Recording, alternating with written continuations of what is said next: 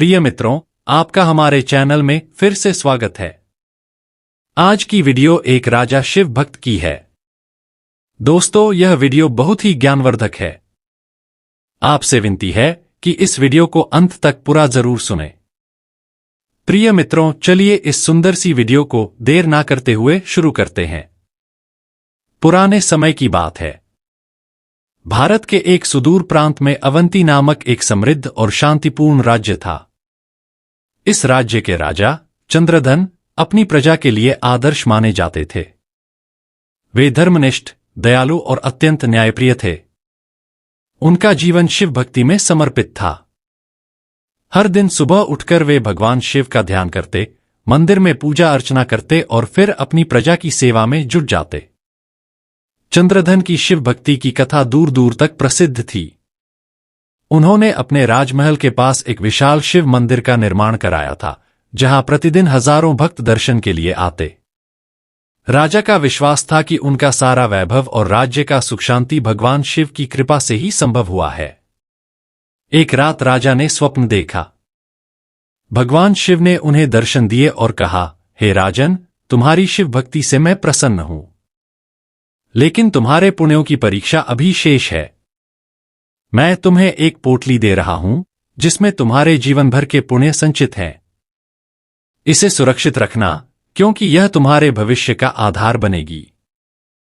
स्वप्न में राजा ने देखा कि भगवान शिव ने उन्हें एक चमकती हुई पोटली सौंपी। जब उन्होंने पोटली खोली तो उसमें दिव्य प्रकाश फैल गया। उसमें सुंदर मोतियों और रत्नों के समान अद्भुत तेजस्वी ऊर्जा थी। सुबह जागने पर राजा ने स्वयं को अत्यंत हल्का और आनंदित महसूस किया। उन्होंने अपने मंत्रियों और परिजनों को स्वप्न के बारे में बताया। सभी ने इसे भगवान शिव का आशीर्वाद माना।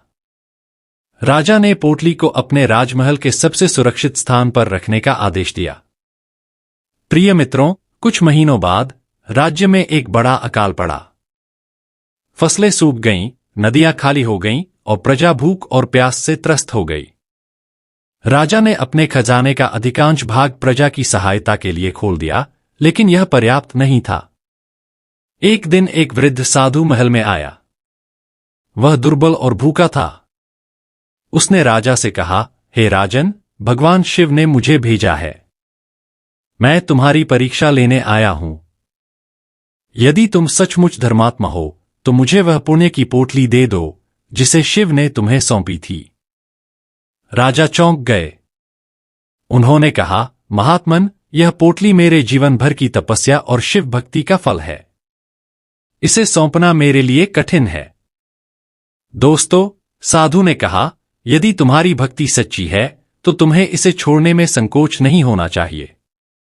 याद रखो, पुण्य तभी सार्थक होते हैं जब उनका उपयोग दूसरों की भलाई में हो। राजा गहरी सोच में पड़ गए। उन्हें साधु की बात सही लगी।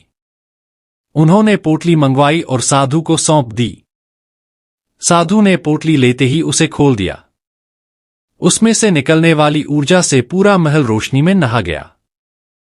साधु ने कहा, हे राजन, तुमने अपने पुण्य दूसरों की भलाई के लिए त्याग दिए। अब देखो इसका चमत्कार। साधु ने अपनी शक्ति से उस ऊर्जा को पूरे राज्य में फैला दिया। देखते ही देखते सूखी नदियां पुनः जलमग्न हो गईं, सूखी फसलें लहलहा उठीं और प्रजा के चेहरे पर मुस्कान लौट आई।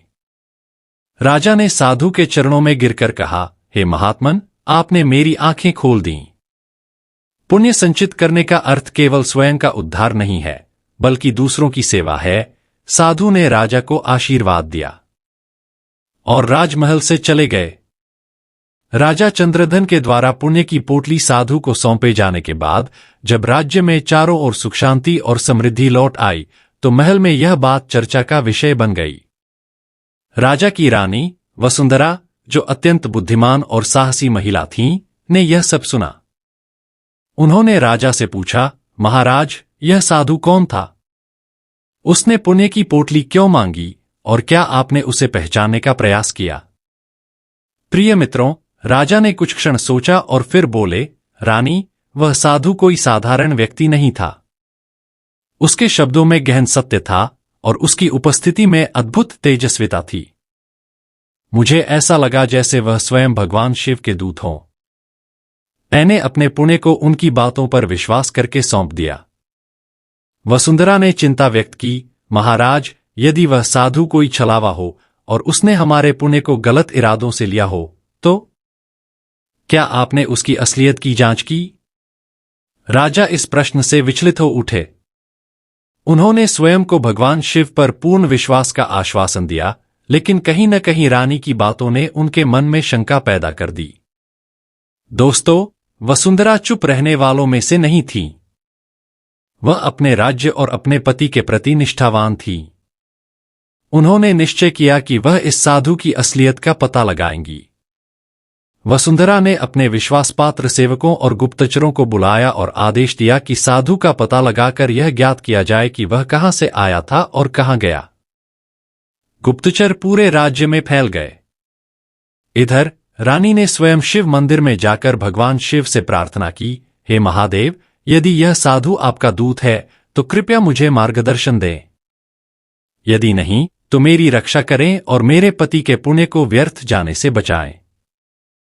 गुप्तचरों ने कई दिनों तक साधु की खोज की, लेकिन उसका कोई पता नहीं चला।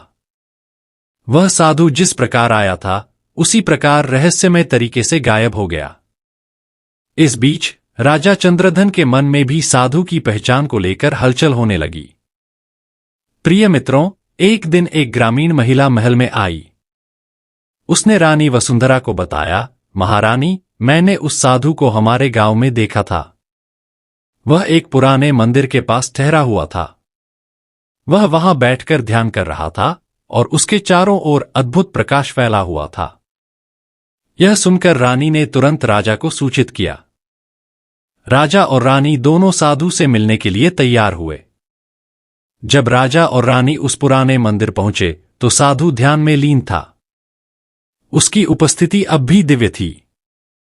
राजा ने विनम्रता से कहा, हे महात्मन, हमें आपकी कृपा फिर से प्राप्त हुई। कृपया हमें यह बताएं कि आप कौन हैं।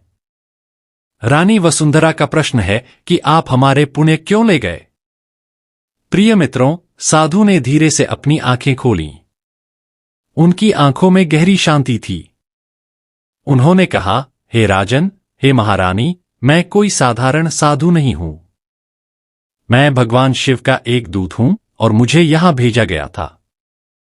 यह पोटली तुम्हारी परीक्षा लेने और राज्य की भलाई के लिए थी। रानी ने पूछा, लेकिन आप यह कैसे सुनिश्चित कर सकते हैं कि हमारे पुण्य राज्य की भलाई में उपयोग होंगे। साधु मुस्कुराए और बोले, महारानी, पुण्य तभी सार्थक होते हैं जब उन्हें त्याग के रूप में अर्पित किया जाए। यह संसार शिव का है और वे कभी किसी को उसके पुण्य या कर्म का अपमान नहीं करने देंगे। तुम्हारा त्याग तुम्हारे पुण्य को अनंत बना देता है। साधु की बातें सुनकर भी रानी वसुंधरा पूरी तरह से संतुष्ट नहीं हुई। उन्होंने साहसपूर्वक कहा, महात्मन, यदि आप वास्तव में शिव के दूत हैं तो क्या आप मेरी भी परीक्षा लेंगे। मैं यह देखना चाहती हूं कि मेरा त्याग मेरे राज्य और परिवार के लिए क्या फल लाएगा। साधु ने सहमति जताई और कहा, महारानी, आपकी परीक्षा कठिन होगी। क्या आप इसके लिए तैयार हैं। रानी ने दृढ़ता से उत्तर दिया, मैं अपने राज्य और धर्म के लिए किसी भी परीक्षा को स्वीकार करूंगी। अगले दिन साधु ने वसुंधरा से कहा, महारानी, यदि तुम्हारा त्याग सच्चा है तो तुम्हें अपना सबसे प्रिय वस्त्र, आभूषण और हर सांसारिक सुख छोड़कर मेरे साथ जंगल में चलना होगा। वहां तुम्हें तपस्या करनी होगी। वसुंधरा ने बिना किसी झिझक के अपने कीमती वस्त्र और आभूषण त्याग दिए। उन्होंने साधारण कपड़े पहने और साधु के साथ चल पड़ी। जंगल में पहुंचकर साधु ने उन्हें कठिन तपस्या करने का निर्देश दिया। वसुंधरा ने पूरे मनोयोग से तपस्या की। कई दिन और रातें बीत गईं। इस दौरान महल में राजा चंद्रधन और प्रजा वसुंधरा की अनुपस्थिति से व्याकुल हो उठे। प्रिय मित्रों, वसुंधरा की तपस्या से प्रसन्न होकर भगवान शिव ने उन्हें दर्शन दिए। उन्होंने कहा, हे वसुंधरा, तुम्हारा त्याग और तपस्या तुम्हारे राज्य और प्रजा के लिए एक प्रेरणा है। तुम्हारे पुण्य से न केवल तुम्हारा राज्य बल्कि तुम्हारा परिवार भी सदैव सुखी रहेगा। इसके बाद भगवान शिव ने साधु के रूप में प्रकट होकर राजा और रानी को अपने साक्षात दर्शन दिए। शिव बोले, राजन और महारानी, तुम्हारा त्याग और समर्पण इस संसार के लिए एक आदर्श है। पुण्य की पोटली तो केवल तुम्हारी परीक्षा का माध्यम थी। अब तुम्हारे पुण्य अनंत हो गए हैं। राजा और रानी महल लौट आए। भगवान शिव के आशीर्वाद से राज्य में नई ऊर्जा का संचार हुआ। प्रजा खुशहाल हो गई और राजा रानी की ख्याति दूर दूर तक फैल गई। उनके जीवन का यह अध्याय सिखाता है कि पुण्य केवल संग्रहित करने के लिए नहीं, बल्कि दूसरों की भलाई के लिए होते हैं। प्रिय मित्रों, इस प्रकार पुण्य की पोटली न केवल राजा चंद्रधन और रानी वसुंधरा की कथा है, बल्कि यह त्याग, धर्म और सेवा का एक अद्भुत संदेश भी है। दोस्तों, प्लीज हमारे चैनल को सब्सक्राइब जरूर करें। धन्यवाद।